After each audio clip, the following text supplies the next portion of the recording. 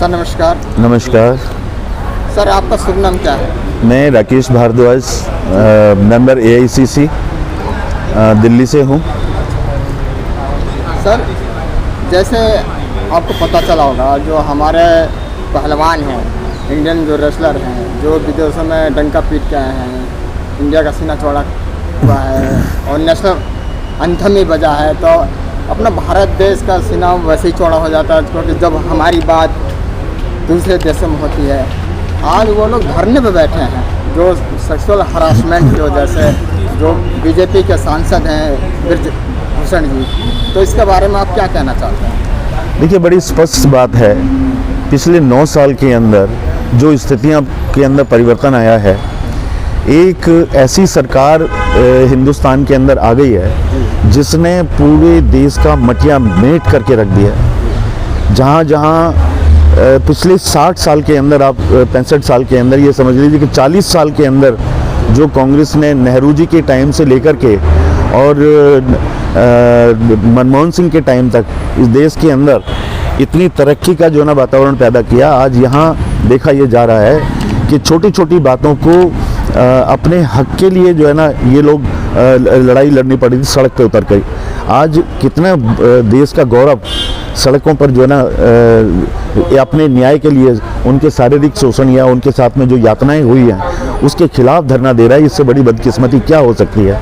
और ये भारतीय जनता पार्टी नए नए जो ना जुमले ला करके लोगों के बीच में इस तरीके का माहौल क्रिएट कर रहे हैं कि पूरे देश जो है ना वो इनके जो है ना गुलामी जो है ना करना शुरू कर दे।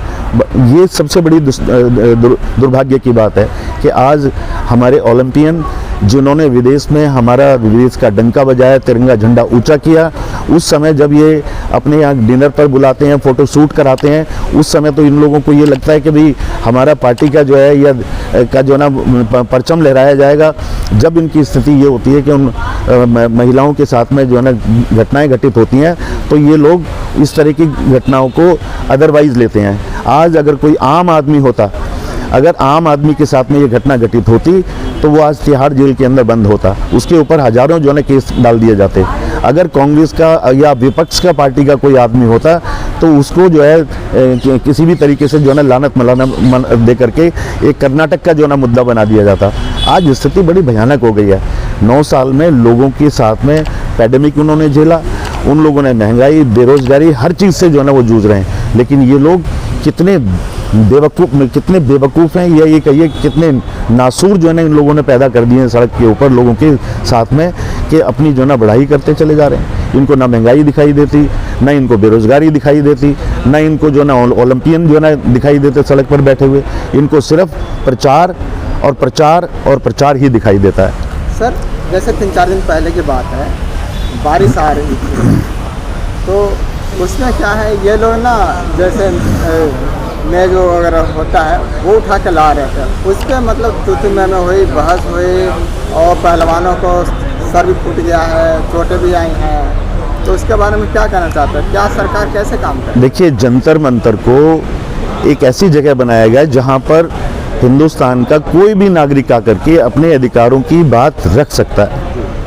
आज अगर पहलवान ये क्योंकि ख्याति प्राप्त पहलवान है, पूरी दुनिया में इन लोगों का नाम है, पूरी दुनिया के लोग इनको जानते हैं, गोल्ड मेडलिस्ट हैं, तो इन लोगों की एक सरकारी सांसद के साथ में, बीजेपी के सांसद के साथ में जिस तरीके का जो एक वाकया हुआ है, वो उस वाक्य को ये ख़त्म करना चाहते हैं और उसी के लिए ये इस तरीके का षड्यंत्र रच करके उन लोगों के बीच में गए।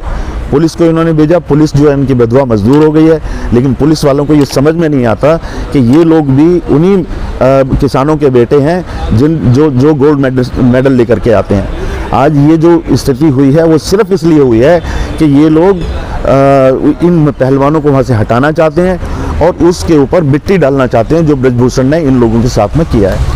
ब्रजभूषण जी ने ये बयान दिया था नेशनल टीवी पर बैठ के, अगर मोदी जी और अमित शाह कह दें तो मैं कुछ छोड़ने तैयार हूँ, लेकिन क्या है, मैं पहले पहलवान यहाँ से चले जाएं, फिर मैं अपना त्याग पत्र दे दूँगा।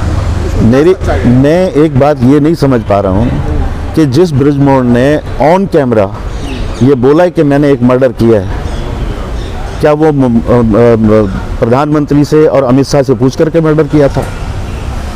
आज अगर वो इस तरीके की बातें कर रहे हैं तो इसका सीधा सीधा संबंध ये है कि उसको प्रधानमंत्री का और गृह मंत्री का पूरी तरह से संरक्षण प्राप्त है, और वो ये इन लोगों को जो है इसलिए जो है ना वहाँ से हटाना चाहते हैं कि ये हट जाएं तो ये सारा केस ही ख़त्म हो जाए। सर एक अपडेट आया है, आज शनिवार है और कल है संडे, तो जैसे पता चला है हर जगह से किसान हो गए, चाहे इनके जो समर्थन में आ रहे हैं, तो दिल्ली को सील कर दिया गया है, यानी दिल्ली बॉर्डर जहाँ जहाँ से लोग आने वाले हैं वहाँ सील कर दिया गया है। तो इसके बारे में आप क्या कहना चाहेंगे?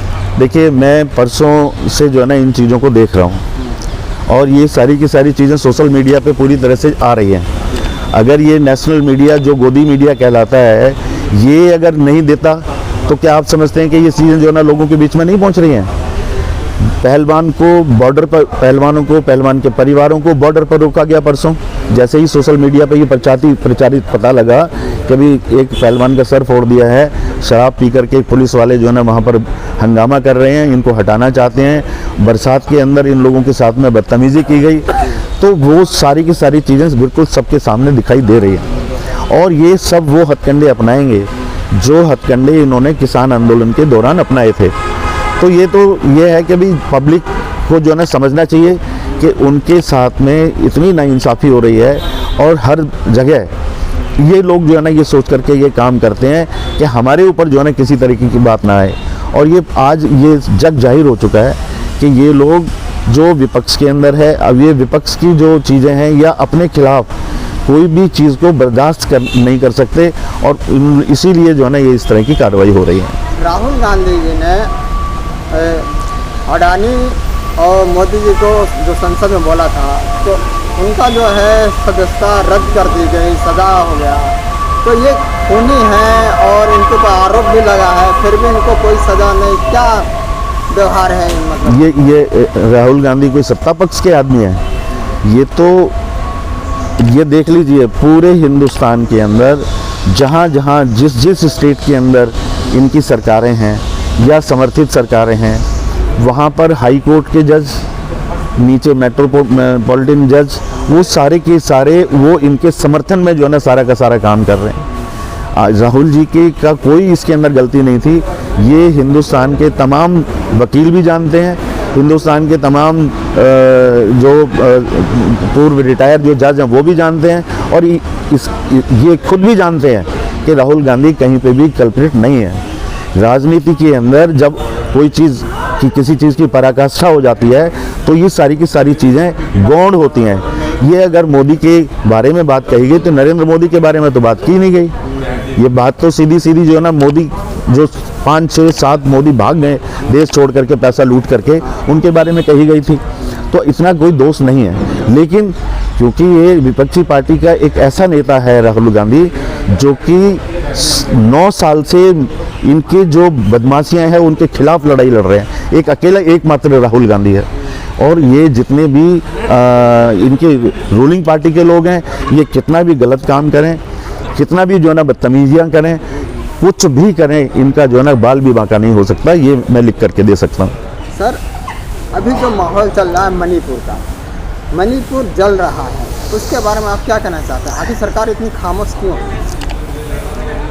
देखिए, मुझे ये नहीं समझ में आ रहा कि पिछले 9 साल से इस देश के ऊपर राज करने वाली ये भारतीय जनता पार्टी, जब इलेक्शन लोकसभा का होता है तो पुलवामा के अंदर अटैक हो जाता है। जब भी कोई इलेक्शन आता है तो ये निकाल करके वो केस लेकर के आते हैं जो विपक्ष के ऊपर इन लोगों ने मढ़े हैं।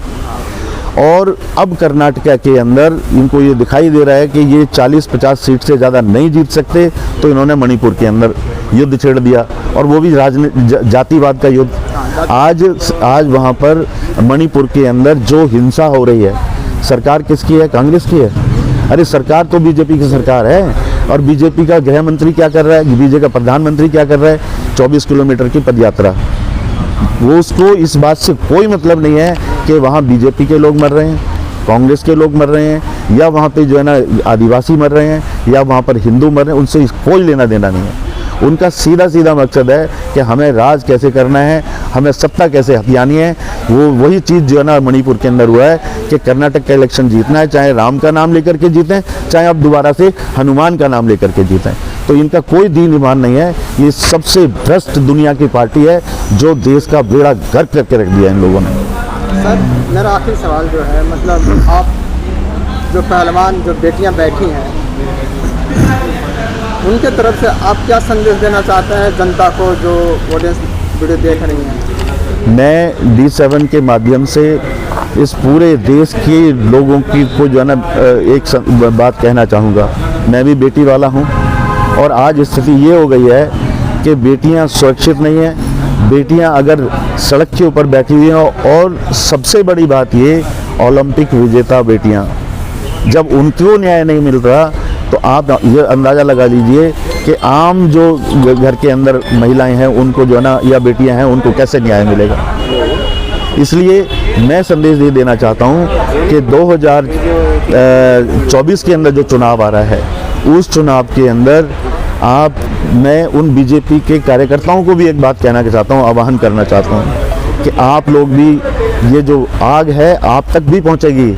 ये मत समझना कि आप जो है ना रह जाओगे, क्योंकि बीजेपी जो अमित शाह और मोदी हैं ये बहुत ही जनता के साथ में दुराचार कर रहे हैं और आगे आपके साथ भी होगा। इसलिए सावधान हो जाइए और 2024 में इसको खदेड़ दीजिए, बाहर फेंक दीजिए निकाल करके। ये मेरा संदेश है।